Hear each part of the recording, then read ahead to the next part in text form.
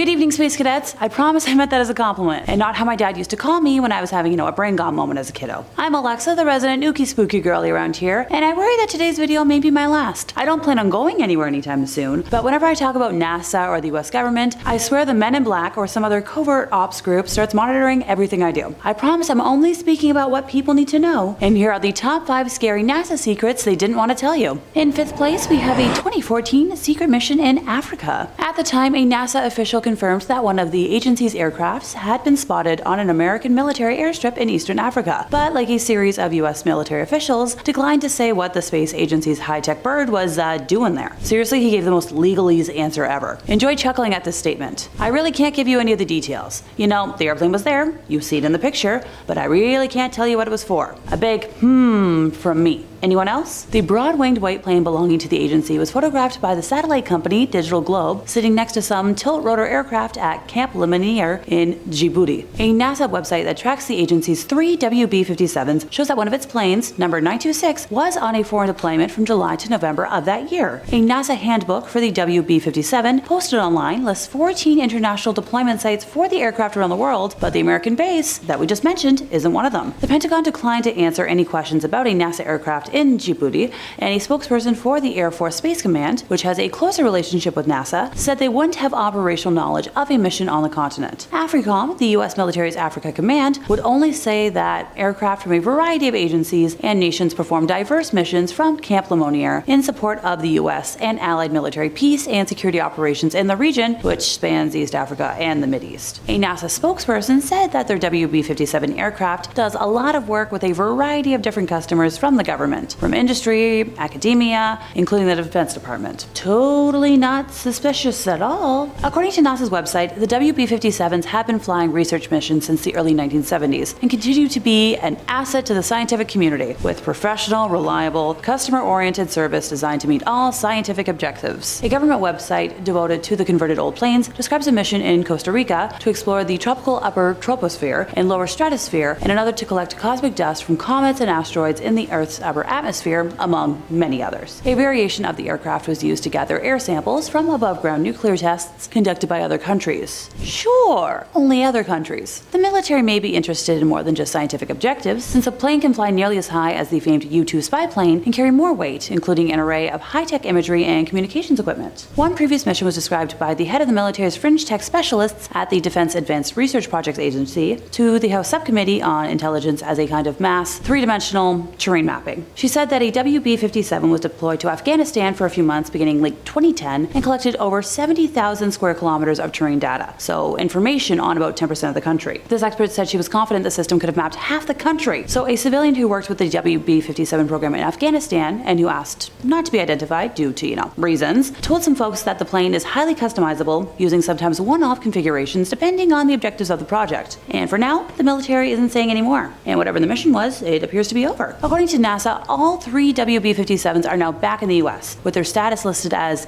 inactive. Let me know in the comments what y'all theories are as to why the plane was mysteriously in Africa. My guess, another Area 51 or Roswell incident that they wanted to keep covered up. In 4th place, the alligator problem. I don't really like talking about things that, off me, with, alligators, crocodiles, sharks, and spiders being a few that make me skittish, but for the sake of information, you folks are worth it. The Kennedy Space Center is full of the scaly snappers. The center is located on Merritt Island, a small mass of land off of the east coast of Florida that isn't technically an island, but shh. Despite being the most famous landmark on the island, the NASA complex isn't the only thing there. There's the Merritt Island National Wildlife Refuge, which is home to 1,000 species of plants and animals. They home a variety of sea turtles, manatees, bobcats, bald eagles, and more. Oh, and we can't forget about the gators. So maybe one of the reasons why the space shuttle program was canceled was because people didn't want to have to keep, clearing alligators off the runway every time a shuttle came into land. Honest to goodness. NASA has the ability to restrict human access to the site, should they need it, but how do you go about telling a man-eating reptile what to do? According to the agency, interactions between their staff and the gators is rare, but that's exactly what they would say. Next thing you know, they'll have hijacked a rocket. Okay, no.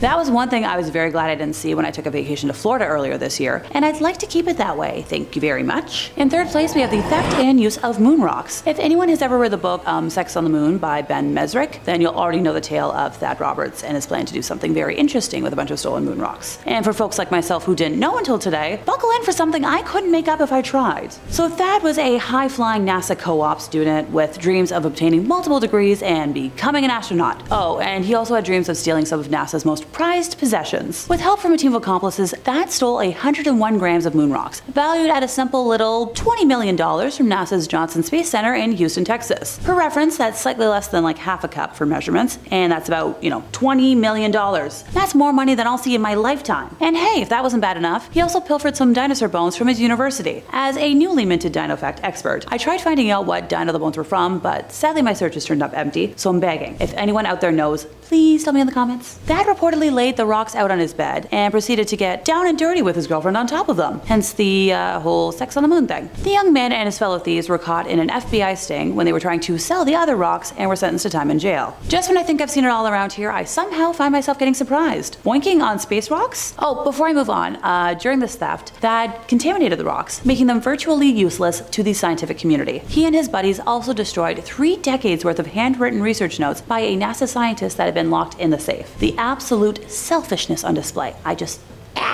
In second place, we have Viking lander aliens. A woman who claims to be a former NASA employee claims to have seen evidence of the most monumental cover-up in space history in 1979 as she saw 2 human figures in spacesuits walk calmly towards the Viking lander across the Martian surface. So going by Jackie, she claimed to have been working for NASA, handling downlink telemetry from the lander, which was the first vehicle to send back images of Mars' surface. She and 6 colleagues were watching the Viking rover bustling about over various screens when she spotted, 2 men in spacesuits, which were not the bulky suits they normally used, but they looked protective. They came over the horizon, walking towards the Explorer. Naturally, some folks have claimed that the humans may have just been there to polish the lander's solar panels, and this is my judgy face. It seems a little odd, considering that if, there were humans there, presumably they could just fill the lander with petrol instead, or, take the photographs themselves. Jackie claims that while the folks were maintaining the equipment, their video feed was suddenly cut off without explanation, and when they rushed upstairs to another control room for answers, the door leading to the room controlling the equipment was locked, with paper taped over every crevice to avoid anything being seen. Hello, suspicious red flag alert.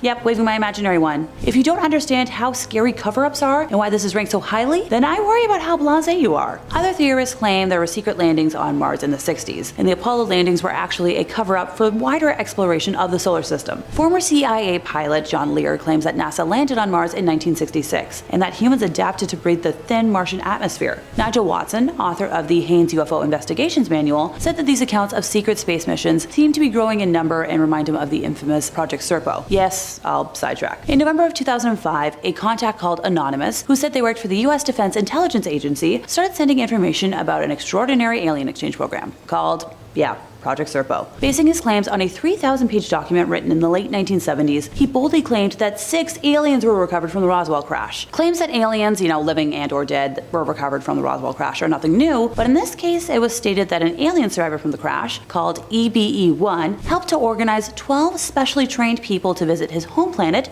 Serpo, in the Zeta Reticuli solar system. This mission occurred in 1965, and they remained there until 1978. During their stay, 2 of them passed away, 2 remained on the planet, and the rest, after returning to Earth, have passed away because of the high levels of radiation they were exposed to on Serpo. I'm just saying, NASA has admitted that there are many things out there that we do not know about, and that UFOs are indeed real. So what else are they hiding? I swear, between them and the US government, I wish I could file like a million Freedom of Information pieces. In first place, we have Operation Paperclip. Alrighty, goofy word time. YouTube land doesn't really like a lot of the words to do with World War II, so bear with me while I talk about the Yahtzees and more. The Third Reich had built up a huge bank of scientists, engineers, and technicians over the course of World War II. And after, the conflict ended, the US wanted to use some of their knowledge for their own gain. Thus came Operation Paperclip, a plan to rehouse hundreds, if not thousands, of former Yahtzee scientists in the US and put them to work on various projects. One such project was, you guessed it, the early days of NASA. Conducted by the Joint Intelligence Objectives Agency, it was largely carried out by special agents of the US Army's Counterintelligence Corps. One of the people brought over in Operation Paperclip was Kurt DeBoos, a former V-2 rocket scientist. He was transferred over to NASA in 1960 University, and in just over 2 years was named the first ever director of its launch operations center. From there, he oversaw hundreds of rocket launches and played a pivotal role in the preparations for the moon landings. At the time, President Truman spent 16 months before making his decision to approve Operation Paperclip. Several of the Paperclip scientists were later investigated because of their links with the Yahtzee party during the war. Only one Paperclip scientist,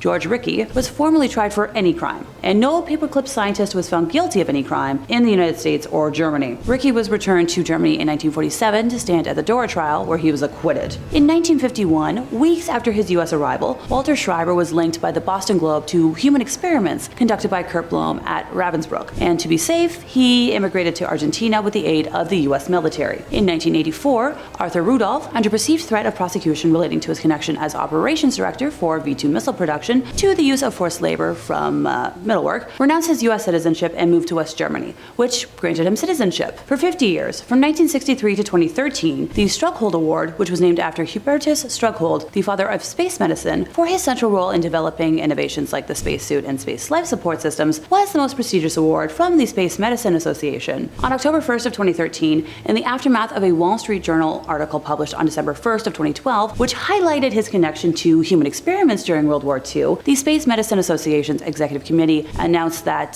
that award had been retired. Operation Paperclip remains a black mark against America's post-war activities, and NASA was unfortunately a part of it. It's a Nikki secret, one that doesn't get any easier to hear. And that brings us to the end of our list, and hey, I'm still here!